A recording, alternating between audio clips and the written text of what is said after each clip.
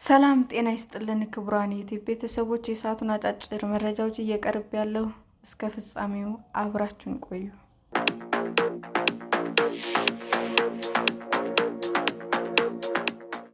ፌስታሎችን እንዳያመርቱ በአዋጅ የተከለከሉ አምራቾች ወደ ሌላ ለመሸጋገር ከ5 ዓመታት በላይ ጊዜ እንዲሰጣቸው ጠየቁ። ከአንድ ጊዜ በላይ አገልግሎት የማይሰጡ ፌስታሎችን እንዳያመርቱ በአዋጅ የተከለከሉ የፕላስቲክ አምራቾች ወደ ታዳሽ ኃይል ምርት ለመሸጋገር 5 ዓመታት እና ከዚያ በላይ ጊዜ እንዲሰጣቸው ጥያቄ አቀረቡ። የኢትዮጵያ ፕላስቲክ እና ጎማ አምራች ማህበር ጊዜያዊ ተጠሪ አቶ በረከት ገብረሕይወት ለሪፖርተር እንደተናገሩት ከ15 ቀናት በፊት የሕዝብ ተወካዮች ምክር ቤት ያጸደቀው የደረቅ ቆሻሻ አያያዝ እና አወጋገድ አዋጅ በኢትዮጵያ ያሉ ፋብሪካዎች እንዲዘጉ የሚያደርግ ነው። አዋጁ ከአንድ ጊዜ በላይ አገልግሎት የማይሰጡ የፕላስቲክ ምርቶችን እንዳያመርቱ የሚከለክል ሲሆን፣ አምራቾች በ6 ወራት ውስጥ ፌስታሎችን ማምረት እንዲያቆሙ ያስገድዳል። አቶ በረከት አዋጁን አስመልክቶ ለሪፖርተር እንዳብራሩት፣ አገልግሎት የሰጡ ፕላስቲክ ምርቶችን አሰባስበን ነው ፌስታል የምናመርተው። ከውጭ የሚገባ ጥሬ ዕቃ አሁን ቀርቷል። ሁሉንም በሀገር ውስጥ ከሚሰበሰቡ የተጣሉ ፕላስቲኮች መልሰን በማምረት ነው የምንጠቀመው ብለዋል። ራሳችን ያመረትነውን ፌስታል መልሰን ከሰብሳቢዎች እየገዛን ነው ያሉት አቶ በረከት፣ 1 ኪሎ የፕላስቲክ ትርፍ ምርት በ150 ብር ስለሚገዛ ለጥሬ ዕቃ ግዢ ይወጣ የነበረው $350 ሚሊዮን ወጪ ማዳን ተችሏል ብለዋል። አሁን ፌስታሎችን 100% በሀገር ውስጥ ተረፈ ምርቶች ነው እያመረትን ያለው ሲሉም አስረድተዋል። አቶ በረከት አክለውም የደረቅ ቆሻሻ አያያዝ እና አወጋገድ አዋጅን እንደማይቃወሙ ገልጸው፣ ነገር ግን አዋጁ ሲረቀቅ እኛን ጨምሮ የሚመለከታቸው አካላት በሚገባ እንዳልተሳተፉ አዋጁ በነጋሪት ጋዜጣ ታትሞ ከወጣ ባሉት 6 ወራት በኋላ ፌስታል እንዳያመርቱ የሚከለክል በመሆኑ የተሰጠው የሽግግር ጊዜ በቂ አይደለም። አዋጁ በኢኮኖሚ ላይ ያለንን ድርሻ ታሳቢ ያላደረገ ነው ሲሉም ተናግረዋል። ኬንያ ለፕላስቲክ አምራቾች 3 ዓመት ለዝግጅት ጊዜ መስጠቷን የሚገልጹ አቶ በረከት፣ ከ2 ሳምንታት በፊት የጸደቀው የኢትዮጵያ አዋጅ ግን ፋብሪካዎች እንዲዘጉ በ100 ሚሊዮኖች ዶላር የተገዙ እና ወደ ሀገር ውስጥ የገቡ ማሽኖች ከስራ ውጭ የሚያደርግ ሰራተኞች የሚበትን ነው ብለዋል። ለእኛ የተሰጠን ጊዜ 6 ወራት ነው። ይህ በቂ ባለመሆኑ መንግስት ተጨማሪ ጊዜ ሊሰጠን ይገባል ሲሉም ጠይቀዋል። የፕላስቲክ ምርቶችን ስናመርትባቸው የነበሩ ማሽኖቻችን ወደ ታዳሽ ኃይል ማምረት እንዲሸጋገሩ በቂ የሽግግር ጊዜ ያስፈልጋል። እኛ በአዋጁ መሰረት ወደ ታዳሽ ኃይል ማምረት እንድንገባ ቢያንስ 5 ዓመት ያስፈልገናል ያሉት አቶ በረከት፣ ወደ አምራች ኢንዱስትሪ እንድንገባ ስንጠየቅ ቆይተን አሁን ደግሞ በድንገት ወደ ታዳሽ ኃይል ግቡ መባሉ ስህተት ነው ብለዋል። የወረቀት ማሸጊያ ምርቶችን ባልተስፋፋበት እና የምርት እጥረት ባለበት የፌስታል ምርቶችን በ6 ወራት ውስጥ ሙሉ በሙሉ አቁሙ ማለት ትልቅ ስህተት እንደሆነም አቶ በረከት አስረድተዋል። በሸገር ከተማ አስተዳደር ስር ባለው ታጣቂ ኢንዱስትሪ ዞን እየሰሩ ካሉ የፕላስቲክ ፋብሪካዎች መካከል አንዱ የሆነው አልቀሲብ ፕላስቲክ ፋብሪካ ዋና ስራ አስኪያጅ አቶ አሊ ሱልጣን በበኩላቸው ለዓመታት የለፋንበት ፋብሪካ እንድንዘጋ እየተገደድን ነው ብለዋል።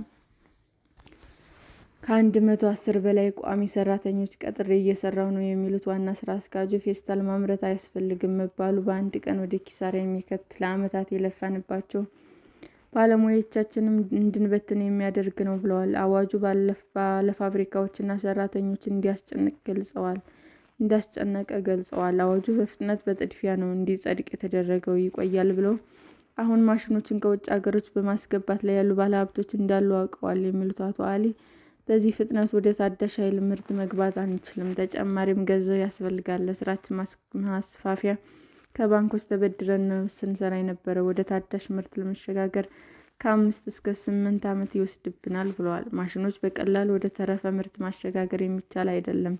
እየተደረገ ያለው ውክቢያ በውድ የገዛናቸውን ማሽኖቻችን በኪሎ ቆራርጠን እንደ ቁርጥራጭ ብረት እንድንሸጥ ነው። ይሄ ደግሞ ማንንም አይጠቅምም በማለት ተናግረዋል። በቀላሉ የሚሰበሰቡ የወረቀት ከረጢቶችን በማምረት ላይ ካሉ ድርጅቶች መካከል አንዱ የሆነው ፒአይቢ ፓኬጂንግ መስራችና ዋና ስራ አስኪያጅ አቶ ብሩክ ሱማኔ ለሪፖርተር እንደገለጹት ከ2 ዓመታት በፊት በአዲስ አበባ ፈረንሳይ ተብሎ በሚጠራው አካባቢ በቀላሉ የሚበሰብሱ የወረቀት ቦርሳዎችን በማምረት ላይ ናቸው። 11 ሰራተኞች ቀጥረው እየሰሩ መሆኑን የሚናገሩት አቶ ብሩክ ስለ አዋጁ መነገር ከጀመረ በኋላ የምርቶቻቸው ፈላጊዎች እየጨመረ መምጣቱንም ገልጸዋል። በቀን በአንድ ባለሙያ ከ150 እስከ 300 የወረቀት ቦርሳዎች በማምረት ላይ ነን ብለዋል። ዜናውን ከተሰማ በኋላ ፍላጎት እየጨመረ በመምጣቱ ተጨማሪ ማሽን ከውጭ ሀገር ለማስገባት በእንቅስቃሴ ላይ ነን። ከዚህ በፊት የተጠየቅነውን በየዕለቱ እናስረክብ ነበር። አሁን ግን የደንበኞቻችን ጥያቄ ለመመለስ የግድ እስከ 10 ቀናት እያስፈለጉን ነው። በፍላጎት ልክ ለማምረት ተጨማሪ ድጋፍ ያስፈልገናል። እስካሁንም ማንም ሊደግፈን የሚፈልግ አካል አላገኘንም። ብድር እንፈልጋለን። የጥሬ ዕቃ እጥረትም ከፍተኛ የሚባል ነው።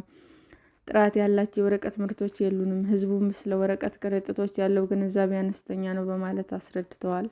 በአሁኑ ጊዜ አንድ የወረቀት ከረጢት 23 ብር በመሸጥ ላይ መሆናቸውን የተናገሩት አቶ ብሩክ የገበያ ፍላጎት በፍጥነት እየጨመረ በመሆኑ የማምረቻ ቦታ ድጋፍ እንደሚፈልጉም ጠቅሰዋል። የኢንዱስትሪ ሚኒስትሩ አቶ መላኩ አለበል የኢትዮጵያ ታምርት ኤክስፖን በተመለከተ ጋዜጣዊ መግለጫ ሲሰጡ ስለ ፕላስቲክ አምራች ፋብሪካዎች ተጠይቀው አሁን ባለው ሁኔታ የአካባቢ ጥበቃ ማስጠበቂያ የጥራት መስፈርቶችን ያላሟሉ አምራች ምርቶቻቸውን ወደ ገበያ እንዲያቀርቡ እንደሚከለከሉ ተናግረዋል። ቀስ በቀስ አምራች ፋብሪካዎች ወደ ታዳሽ ኃይል እንዲገቡ ድጋፍ ይደረጋል። እንደ ሀገር ወጪውን ትውልድ ታሳቢ አድርገው የተወሰዱ ውሳኔዎች አሉ። ከዚህ መካከል የፕላስቲክ ምርቶችን ቀስ በቀስ መቀነስ ነው። በዘላቂ ልማት ላይ ተጽዕኖ እንዳይኖር በካይ ምርቶች መቀነስ ያስፈልጋል። ይህንን ለማድረግ በመጪው ትውልድ ላይ መፍረድ ነው። በእኛ በኩል ኬሚካል የምርምር ማዕከላት ያሉ ተመራማሪዎችን ፕላስቲክ የሚተኩ ከአካባቢ ጋር ተስማሚ የሆኑ ፈጠራዎችን አግኝተዋል። የባለቤትነት ፈጠራ መብት ወይም ፓተንት አግኝተዋል። ባለሀብቱን ብቻ ሳይሆን አካባቢያችንን መጠበቅ አለብን። በእነዚህ ግኝቶች አማካይነት ተኪ ምርቶች በስፋት ወደ ማምረት እንገባለን ሲሉም ገልጸዋል። በአምራች ኢንዱስትሪዎች ላይ ማስተካከያ በማድረግ ተስማሚ ምርቶችን እንዲያመርቱና ፋብሪካዎች የነበራቸውን ሕይወት ሳይነጋ ይሰራሉ ያሉት አቶ መላኩ ጉዳዩ ዜጎችን ንጽህና ተስማሚ በሆነ አካባቢ የመኖር ሕገ መንግስታዊ መብታቸውን ለማክበር የሚደረግ ጥረት እንደሆነም ተናግረዋል። የኢትዮጵያ ፕላስቲክ እና ጎማ አምራቾች ማህበር ጊዜያዊ ተጠሪ አቶ በረከት በኢንዱስትሪ ሚኒስቴር በኩል የፌስታል ምርቶችን ለመተካት በአማራጭነት የቀረቡ የተተኪ ምርቶች አማራጭ ስለመዘጋጀቱ እንዳልተነገረ አበልጽገናል የተባለውን ቁስ በሀገር ውስጥ ያሉ አምራቾች ፋብሪካዎች ፍላጎት የሚያሟላ ከማምረቻ ማሽኖች ጋር ተስማሚ ስለመሆኑ አልተረጋገጠም ብለዋል። ሰላም ጤና ይስጥልን ውድ የዩቲዩብ ቤተሰቦቼ እንዴት ናችሁ? አዲስ ጀማሪ ነኝና ሰብስክራይብ ያደረጋችሁ አበረታቱኝ። አመሰግናለሁ። በፈረንሳይ ሰርግ ላይ በተፈጸመ ጥቃት ሙሽራዋ ተገደለች። በደቡብ ምስራቃዊ ፈረንሳይ በምትገኘው አቢኒን ከተማ አንድ መንደር ውስጥ በተዘጋጀ የምሽት ሰርግ ድግስ ላይ ጭንብል ያደረገ ሰው በከፈተው ተኩስ ሙሽራዋ በጥይት ተመታ እንደሞተች ባለስልጣናት ተናገሩ። ጉልት በተባለው መንደር በተፈጠረው በዚህ ክስተት ጥቃት ፈጻሚ እንደሆነ የተጠረጠረው አንድ ግለሰብ በተደረገ የተኩስ ልውውጥ ተገድሏል። ሙሽራውና አንድ የ13 ዓመት ልጅም ከባድ ጉዳት ደርሶባቸዋል። በደርዘን የሚቆጠሩ የፖሊስ መኮንኖች እና አንድ ሄሊኮፕተር በድርጊቱ የተሳተፉና ያመለጡ ቁጥራቸውን ያልታወቀ ተጠርጣሪዎችን ለመያዝ ፍለጋ እያካሄዱ ነው።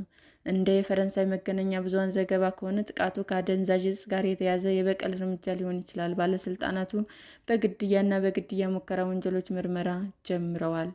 እሁድ ሌሊት 10 ሰዓት ተኩል አካባቢ ማንነታቸው ያልታወቀ ጥቃት አድራሾች ተኩስ የከፈቱት የ27 ዓመቷ ሙሽራና የ25 ዓመቱ ሙሽራ ከድግሱ አዳራሽ እየወጡ በነበረበት ሰዓት እንደሆነ ኤኤፍፒ የዜና ወኪል ዘግቧል።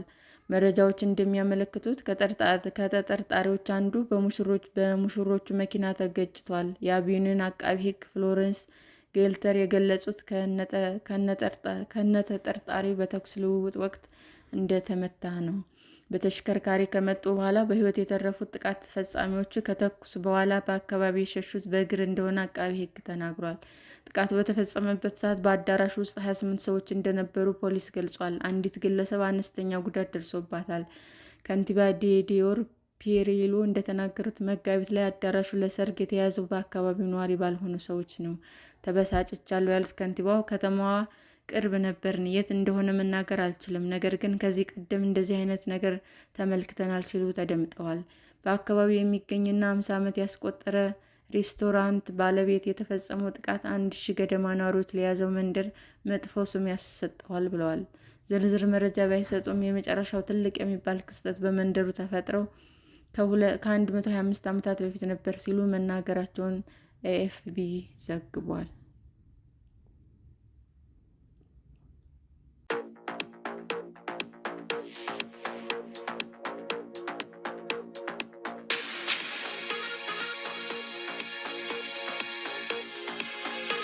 ክቡራን የዩቲዩብ አድማጮቻችን ለሰዓቱ ያቀረብኩላችሁ አጫጭር መረጃዎች ይህንን ይመስል ነበር። በሌላ መረጃ እስክንገናኝ ሼር፣ ላይክ፣ ሰብስክራይብ እንዲሁም ቢቀርብልን የምትሉት መረጃ ካለ ኮመንት እያደረጋችሁ ቸር ቆዩን።